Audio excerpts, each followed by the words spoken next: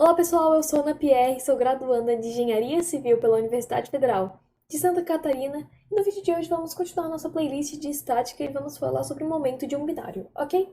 Então vamos começar. Existem duas forças, F positivo e menos F, no caso F negativo, com o mesmo módulo, com linha de ação paralelas e sentidos opostos. Eles formam um binário. Notem que a soma vetorial das forças é nula. Portanto, não ocorre translação ao longo de x ou y. Porém, no entanto, este binário tende a rotacionar o corpo. Podemos encontrar o valor do binário como a soma dos momentos gerados pelas duas forças em relação a qualquer ponto arbitrário, mesmo fora do corpo. Aqui a gente tem um exemplo de que essas duas forças formariam um binário. Aqui tem uma F positivo e uma menos F. E elas possuem tudo o que precisa, no caso as linhas de ação paralelas. Opa, não ficou muito paralela, mas no caso são paralelas. Possuem o mesmo módulo, por exemplo. Esse F aqui vai ser 30 kN. E esse outro menos F vai ser menos 30 kN. Ok? E mesmo módulo, linha de ação em sentidos opostos. Elas estão em sentidos opostos. Ok? Então vamos continuar. Aqui um exemplo bem interessante é que a rotação de um volante é o efeito de um binário. Porque o volante ele não sofre a translação, né? Porém, ele sofre a rotação, que é o que acontece aqui, porque tem uma força vindo para baixo e outra força vindo para cima. E elas vão se anular, mas ainda assim vai acontecer o fenômeno da rotação. Ok? Vamos continuar aqui.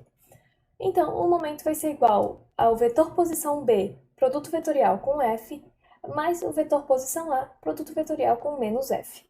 Aqui, o desenho ficou meio pequeno, acho que eu devia ter aumentado. A gente tem aqui o nosso vetor menos F, a gente tem o ponto O, que a gente está usando para duas forças, e a gente tem o vetor posição RA, que é esse daqui. A gente tem aqui a nossa força F, que está no outro canto, que também tem um vetor, que é o vetor posição RB, ok? Então, o que a gente vai fazer? A gente vai pegar o F, que tem em comum ambos, e a gente vai fazer o seguinte, vamos botar ele como fator comum, no caso desse produto vetorial. Então, vai ser vetor posição B menos vetor posição RA, deixa eu botar aqui, produto vetorial com F, ok? Ou, em termos de vetor posição R entre os pontos A e B, a gente vai ter que o momento vai ser igual ao vetor posição R e ao produto vetorial F, ok? Desta forma, podemos observar que o momento de um binário ou binário depende apenas da força e das distâncias entre os pontos da aplicação das forças. Então, o binário depende apenas e das distâncias entre os pontos de aplicação das forças, ok? Aqui a gente tem que o módulo do momento é igual a R vezes a força vezes o seno de θ. Aqui a gente tem melhor explicado. O seno de θ é igual a D, que é a distância, dividido por R. Então, a gente tem que a distância é igual a R vezes o seno de θ. E a gente tem que D é a distância perpendicular entre as linhas de ação. A gente tem aqui o módulo do momento, que vai ser igual, então, à força vezes a distância entre as forças. O vetor M será perpendicular ao plano contendo os dois vetores força, e neste exemplo possui sentido para dentro do quadro. Agora vamos falar um pouco sobre o binário equivalente. Se dois binários produzem um momento de mesma magnitude e direção, estes são ditos equivalentes, eles são iguais. Por exemplo, aqui a gente tem M1, que vai ser igual a F1 vezes B. O B é a distância que tem de um F1 até outro F1, ok? Ó. Aqui está F1, aqui está outro F1, esse é o B. E o F2 vai ser a distância de um F2 até o outro F2. Ok? Quanto menor a distância, mais força é exigida. Então, a gente pode ver aqui, né, analisar, que, por exemplo, F1 vai ter uma força menor do que F2, porque se eles têm um binário equivalente, a força F2 vai ter que fazer um momento igual ao momento de F1. Porém, como a distância é menor, de um vetor F2 até o outro vetor F2, vai ser necessário ter mais força para que consiga mover, ok? Representação de binários. Binários são representados por vetores com um símbolo indicando a rotação do binário. Nota: um momento binário, ou simplesmente binário, é um vetor que depende apenas da distância entre as forças paralelas. mesma magnitude e sentidos opostos, e causam o mesmo efeito rotacional, independente de onde o binário seja aplicado no corpo rígido. Aqui, por exemplo, a gente tem uma força positiva e uma força negativa, a gente tem a distância delas que é d, e a gente tem o momento resultante entre elas, vai ser sinalizado dessa forma, né? Podemos fazer dessa forma aqui, ou dessa forma aqui também, tá? Ok? Em qualquer ponto deste corpo, o momento resultante vai ser, então, o momento, que é o que a gente queria saber, o binário, o momento resultante vai ser igual a F1 vezes D, e D é a distância entre essas duas forças. Ok? Entendido? Bem, galera, até agora tá algo bem subjetivo, eu imagino, meio abstrato na cabeça de vocês. Então a gente vai fazer dois exemplos, a gente vai fazer o exemplo 2.5 e o exemplo 2.6, que daí com certeza vai clarear totalmente a cabeça de vocês, porque a gente vê vários termos, lemos vários textos, mas o que adianta isso se a gente não praticar, né? Então vamos fazer aqui nosso exemplo 2.5, que diz o seguinte: determine a resultante dos binários atuando na viga. A gente pode chamar tanto de momento binário, apenas binários, e tudo bem, está entendível das duas formas. Vamos separar os binários por parzinhos e vamos analisando eles. Vou pegar esses 400 newtons e vou analisar com esses 400 newtons, porque eles formam um binário. Bem, primeira coisa que eu vou analisar aqui é a distância entre eles. A distância entre eles, vou anotar aqui, vai ser igual a menos 2. Menos 2 não, perdão, a apenas 2 metros, ok? E daí agora vamos olhar o momento deles. Como é que a gente vai conseguir analisar o momento? Bem, vamos pegar essa linha aqui. Essa linha aqui está apontando para baixo, então vamos fazer assim, ó. Vamos fazer o caminho. E essa aqui também está apontando para cima. Então, a gente vai ter que o nosso momento vai ser nesse sentido. Vocês conseguem reparar que sentido é esse? É o sentido anti-horário. O sentido anti-horário é considerado positivo. Então, o 400 newtons vai ter um momento positivo. Ok? Entenderam? A gente começa aqui. A gente poderia também começar daqui, tá? Tanto faz. Então tá, vou começar pela outra seta, ok? Peraí, deixa eu apagar. Para vocês perceberem que tanto faz de qual seta você começar. Bem, vamos começar aqui o 400 newtons, pá. E essa seta aqui diz o quê? Vai para baixo. Então, tá indo nesse caminho. Vocês conseguem perceber que ainda está indo no sentido anti-horário, ok? Porque se fosse o sentido anti-horário, a nossa seta estaria aqui, mas não está. Então, como é o anti-horário é considerado positivo pelo nosso sistema que utilizamos, então o momento de 400 vai ser positivo, porque está no anti-horário.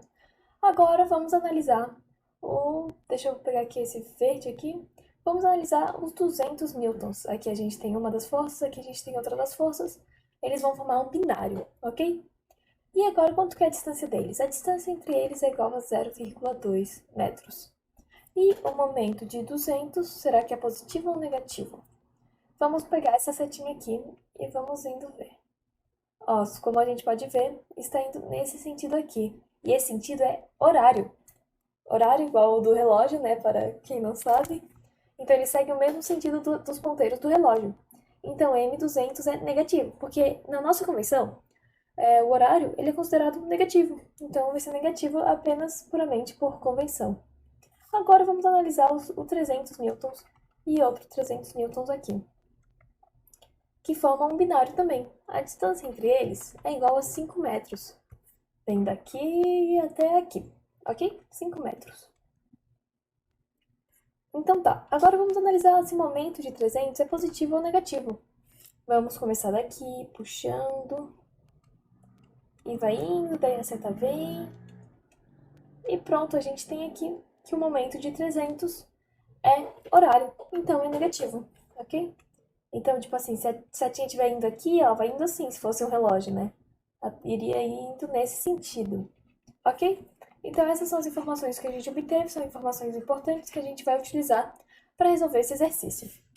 E a gente pode resolver de maneira escalar, que é obtendo a distância perpendicular entre as forças que formam os binários, e da maneira vetorial, que é o produto vetorial entre os vetores posição e força, sendo D distância perpendicular. Aqui a gente vai resolver de maneira escalar, que é o somatório dos momentos resultantes, que vai ser igual ao M400 da força 400, mais o momento 200 da força 200, mais o M300 da força 300. Então, vamos pegar aqui. O momento em 400 vai ser quanto? Vai ser a nossa força de 400 newtons vezes a distância, vezes 2, que é o que temos aqui. E positivo, por que é positivo? Porque o momento, né, por isso é positivo, ok? Agora vamos ver o M200. O M200 vai ser 200 vezes 0,2, porém negativo. É o que temos aqui. Por que está negativo? Bem, está negativo porque a gente deu uma olhada aqui que o sentido que as forças vão provocar em relação ao momento vai ser um momento horário, e isso é considerado negativo. E o menos 300 vezes 5 o 300 é a quantidade de força, né, o nosso módulo, vezes 5 que é a distância, está negativa pelo mesmo motivo que o 200 está negativo, porque o momento que ele vai produzir é o horário. E daí, se a gente fizer a conta, a gente vai achar que o somatório do momento resultante vai ser igual a menos 740 newtons por metro, ok? Para dentro do plano, que é negativo. Bem, galera, vamos começar aqui o nosso exemplo 2.6, que nele diz o seguinte. Determine as componentes do binário equivalente aos dois binários. Possuímos dois binários aqui. Esse 150 com esse 150 dá um binário, esse 100 com esse 100 dá outro binário. E a informação que é o binário equivalente lembra o que para vocês? A gente consegue entender que o momento de 150 é igual ao momento de 100. Então, mas isso aqui é apenas a intensidade, ok? Por exemplo, se aqui tiver coordenadas 30i mais 14j, aqui não necessariamente vai ter que ter as mesmas coordenadas que isso daqui. Pode ter, sei lá, 45k, coisa assim, né? Não pensei muito, então isso daqui obviamente não faz sentido, foi apenas exemplos aleatórios. O que vai significar ser um binário equivalente?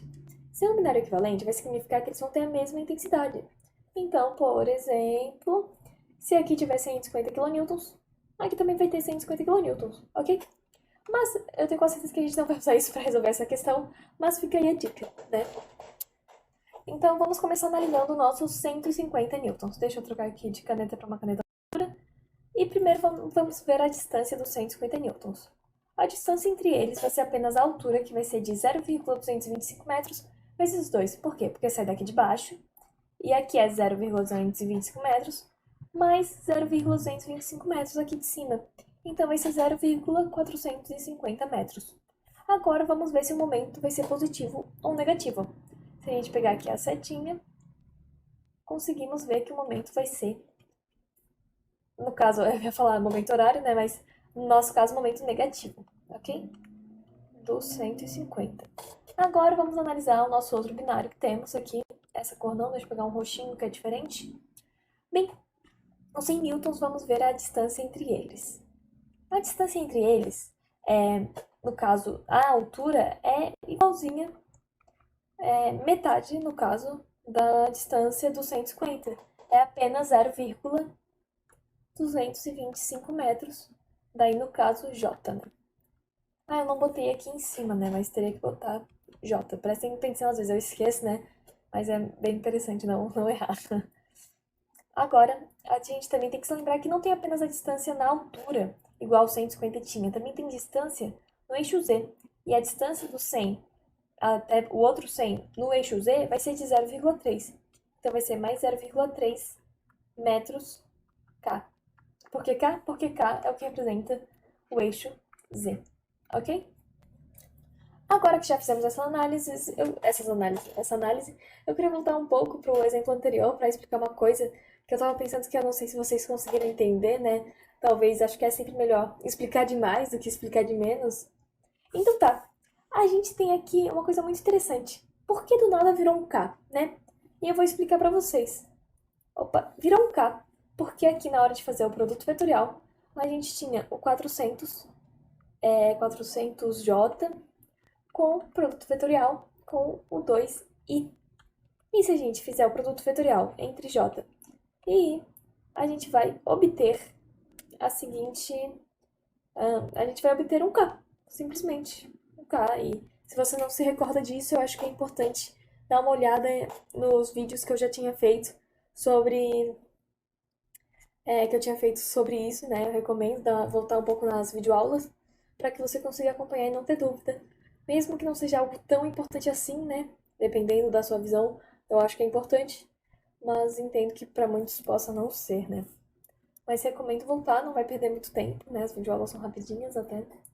Então tá. Mas ok, isso daqui é o que ele fala aqui, né? No caso ele fala sobre J produto vetorial com K vai ser igual ao Izinho. Por quê? O que a gente vai ter aqui? Por exemplo, vamos pegar o momento de 150. O momento de 150 vai ser igual à força 150 newtons, a força 150 newtons está aonde? A força 150 newtons é casinho, ok? E, além da força 150 newtons, a gente vai ter produto vetorial com a distância é 0,450 J. E é por isso que vai resultar no I. Por exemplo, vamos avançar, né, nesse slide, que a gente já está há tanto tempo nele. Aqui, ó. A gente tem o que eu falei pra vocês do momento dele. Ah, e no caso eu tinha feito errado, né? Eu tinha feito força por vetor posição, e não pode. Tem que ser, no caso, vetor posição, produto vetorial com força. Porque, tipo assim, K com J dá uma coisa e J com K dá uma coisa, tá? Tem que se lembrar disso. Não dá pra errar. Eu errei, mas não pode.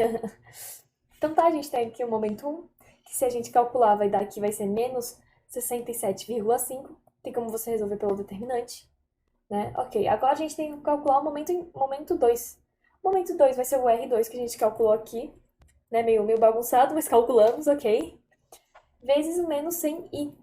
Ah, tá. E agora vamos relembrar um treco. Não mostrei o módulo do cálculo do momento, né? Mas no caso aqui vocês podem perceber que o momento vai dar positivo, então já é um spoiler, ok? Mas olha só, se a gente pegar aqui, peraí, opa, deixa eu analisar aqui o momento dos 100 newtons. Vamos puxar aqui, aí vocês podem ver que vai ser anti-horário. E se é anti-horário, o momento vai ser positivo, ok? Entendido? Então vamos continuar. Aqui a gente consegue resolver o momento em dois através do produto vetorial, que eu já expliquei em uma aula, então eu não vou ficar muito tempo falando sobre isso, tá? Então vamos continuar. Ah, tá. Aqui tem outra maneira de obter o M2, que é pela determinante. Bem interessante também, bem rápido. As duas maneiras são bem tranquilas, né? Não tem muita dificuldade. Mas eu acredito que dessa maneira é mais rápido do que pelo determinante, tá? Acredito que é melhor por essa maneira. E aqui a gente tem o nosso resultado, no caso, o sentido do nosso momento resultante. Nosso momento resultante vai ser o M1, que é o menos 67,5i, mais o M2, que é o 30J mais 22,5K, newtons por metro. O que a gente vai fazer? A gente vai plotar 30J aqui no caso, daí no Z aqui vai ser positivo e vai ser 22,5. 22,5.